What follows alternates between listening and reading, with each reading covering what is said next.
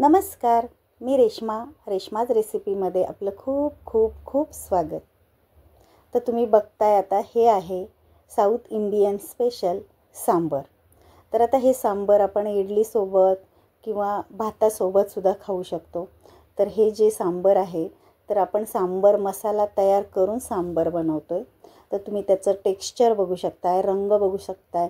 अतिशय छान भन्नाट चवीचं हे स्पेशल असं सांबर तयार होतं। तर चला मग आता हे सांबर कसं बनवायचं ते आज आपण पाहणार आहोत। तर मस्त बघा, असं तुम्ही पाहू शकता इडली सोबत हे सांबर आपण डिशमध्ये सर्व करतोय। तर किती छान त्याचा रंग दिसतोय आणि मस्त असं चवसुद्धा आहे। चला मग सुरुवात करूया। तर पहिल्यांदा आपल्याला लागणार आहे डाळ। तर आता भरपूर अशा भाज्या आपण त्यामध्ये घालणार आहोत, म्हणून डाळीचं प्रमाण जरासं कमीच घ्या। आता 4 ते 5 लोकांसाठी आपण सांबर जर करत असू तर अर्धी ते पाऊण वाटी आपण तुरीची डाळ घ्यायची। तर डाळीचं प्रमाण कमीच घ्या, भाज्यांमुळे ही जे सांबर आहे ते घट्ट होतं। तर आता जवळपास अर्धी ते पाऊण वाटी मी डाळ घेतलेली आहे।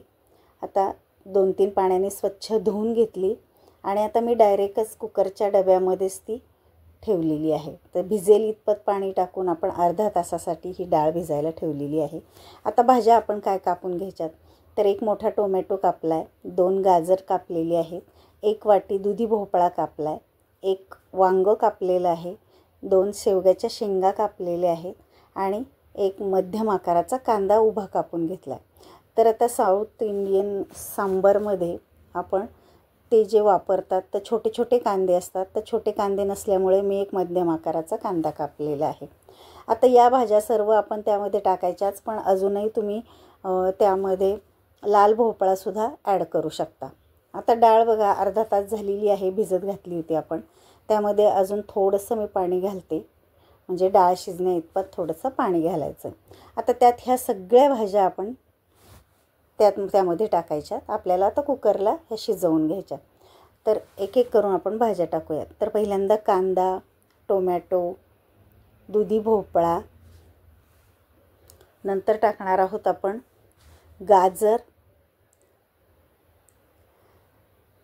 आणि राहिलेली जी भाजी आहे आता वांगं, आणि आता शेवग्याच्या शेंगा ज्या आहेत त्या पाण्यामध्ये म्हणजे खाली बुडतील अशा टाकायच्या नाहीत, त्या वरच्यावर टाकायच्यात, म्हणजे त्याचा गाळ होणार नाही।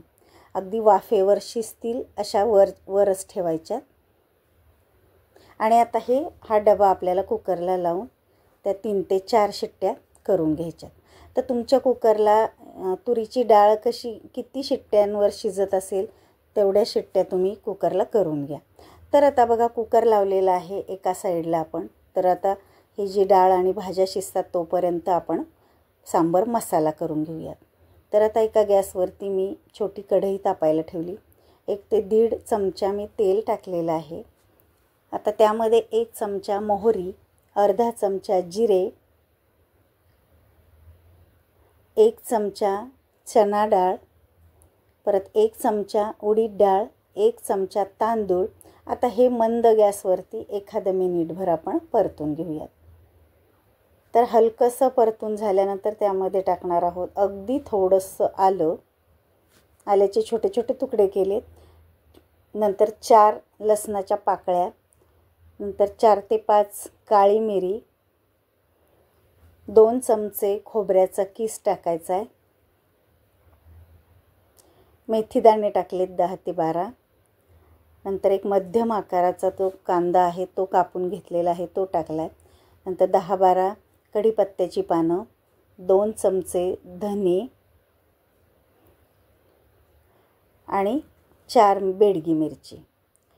तर आता हे सगळं आपण मंद गॅसवरती 4 ते 5 मिनिटभर परतून घ्यायचं, म्हणजे छान असा सुगंध सुटेपर्यंत आपण हे परतून घेऊयात। तर हे बघा मस्त असं हा मसाला भाजला गेलेला आहे। 4 ते 5 मिनिट मी मंद गॅसवरती हे सगळं भाजून घेतलेलं आहे। आता आपण करणार आहोत गॅस बंद, आणि गॅस बंद केल्यानंतर त्यामध्ये टाकायचा आहे हिंग। आता हिंग गॅस चालू असताना जर टाकला तर हिंग जळून जाईल, म्हणून गॅस बंद केल्यानंतर टाकलं आणि मिक्स करून घेतलं। तर आता हा मसाला थंड होतोय तोपर्यंत आपण आता वरच्या वर आपण ह्या शेंगा ज्या आहेत त्या काढून घ्यायच्यात. शिजल्यानंतर सुद्धा बघा वाफेवरती छान अशा ह्या मस्त शिजलेल्या आहेत. अजिबात गाळ झालेला नाही. अशा पद्धतीने जर तुम्ही शिजवलं तर एकाच भांड्यामध्ये डाळ आणि भाज्या व्यवस्थित अशा शिजल्या जातील. तर त्या आपल्याला वेगवेगळ्या शिजवण्याची गरज नाही. आता हे सगळं आपण मिक्स करून घ्यायचं आहे. जर तुम्हाला ह्या भाज्या अख्ख्या तशाच ठेवायला आवडत असतील तर तुम्ही तशाच ठेवू शकता, आणि आवडत नसतील तर रवीच्या साह्याने छान असं घोटून घ्या. तर मी आता चांगलं घोटून घेते. घोटल्यानंतर हे सांबर खूप मस्त दाटसर होतं. तर आता रवीच्या साह्याने मी चांगलं घोटून घेते. तर आता बघू शकता तुम्ही, हे बघा अशा प्रकारे मी घोटले.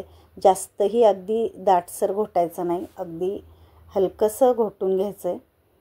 तर आता बघा हा मसाला थोडासा कोमटसर झालेला आहे. आता आपण मिक्सरच्या भांड्यामध्ये हा वाटून घ्यायचा आहे. तर सगळा मसाला मिक्सरच्या भांड्यामध्ये घेते आणि आता थोडं थोडं पाणी घालून आपण त्याची बारीक अशी पेस्ट करायची. चला मग आता हे मिक्सरला आपण फिरवून घेऊया. तर थोडंसं पाणी घालून आपण हे फिरवून घेतलेलं आहे. तर अशा पद्धतीने बघा हा मसाला, आपला सांबर मसाला तयार झालेला आहे. तर आपण सांबर मसाला जो विकत आणतो तर त्याऐवजी हा मसाला तयार करून जर सांबर हे बनवलं तर अतिशय वेगळी छान अशी मस्त चव लागते. तर आता एक भांडं घेतलं आहे मी. आता आपल्याला आता सांबरला फोडणी द्यायची. तर त्यामध्ये 2 ते 3 चमचे तेल टाकले. तेल तापल्यानंतर मोहरी टाकायची, जिरे टाकायचे. नंतर आपण टाकलेलं आहे त्याला मेथी दाणे थोडेसे, नंतर हिंग, 2 लाल सुक्या मिरच्या, कढीपत्त्याची पानं, उडीद डाळ टाकलेली आहे, हळद. आता हे सगळं मिक्स करून घेऊयात आणि आता शिजलेली डाळ जी आहे ती त्यामध्ये टाकायची. आता हे सगळं मिक्स करून घ्यायचं आणि आता एक साईडला मी गरम पाणी करायला ठेवलेलं आहे. आपल्याला हवं तसं आपण पातळ करून घ्यायचं आहे. तर तोपर्यंत टाकूयात आपण वाटलेला मसाला. आता मसाला वाटलेला त्यामध्ये टाकल्यानंतर हे अजून दाटसर होतं. त्यामुळे आता भरपूर असं त्यामध्ये आपण पाणी टाकायचं. तर सांबर हे जे पातळ असतं त्यामुळे भरपूर असं पाणी त्यामध्ये बसतं. म्हणूनच मी तुम्हाला म्हटलं होतं डाळ अगदी थोडीशी कमी टाका. तर आता गरम पाणी आपण त्यामध्ये अंदाज घेत टाकतोय. तर थोडंसं हलवून बघायचं आहे किती पातळ झाले ते. अजिबात दाटसर ठेवू नका. इडलीसोबत खाण्यासाठी हे आपल्याला सांबर जे आहे ते पातळ हवं. तर बघा अशा पद्धतीने मी एवढं पाणी टाकलेलं आहे. आता मंद गॅसवरती आता हे छान उकळवून घ्यायचं आहे. आता त्यामध्ये आपण चवीनुसार मीठ घालायचं आहे. तर मी जाड मीठ घातलेलं आहे. जाड मिठाने छान अशी चव येते. आणि आता यामध्ये आपण टाकणार आहोत आंबट गोड होण्यासाठी चिंच आणि गूळ. तोपर्यंत हे सर्व छान असं उकळवून घेऊयात. तर एकसारखं हलवून हे उकळवून घेऊयात.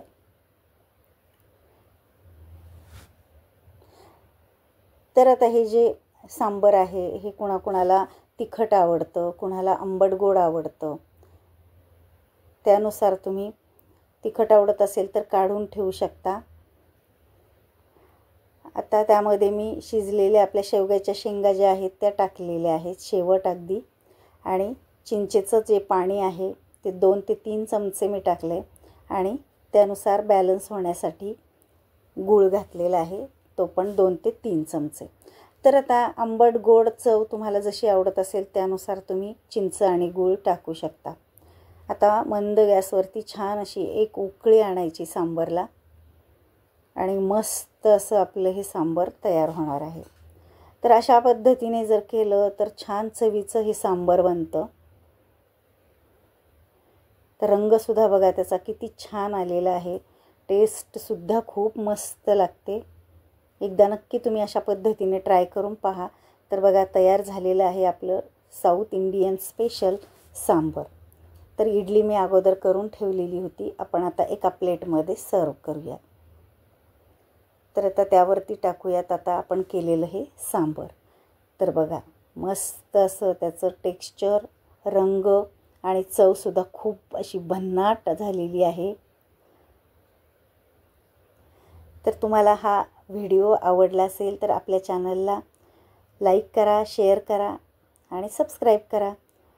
आणि हे आवडत असतील आपले व्हिडिओ तुम्हाला तर मला कमेंट करून पण सांगा. चला तर मग भेटूयात अशा छान छान नवनवीन रेसिपींच्या व्हिडिओमध्ये. तोपर्यंत बाय बाय, टेक केअर.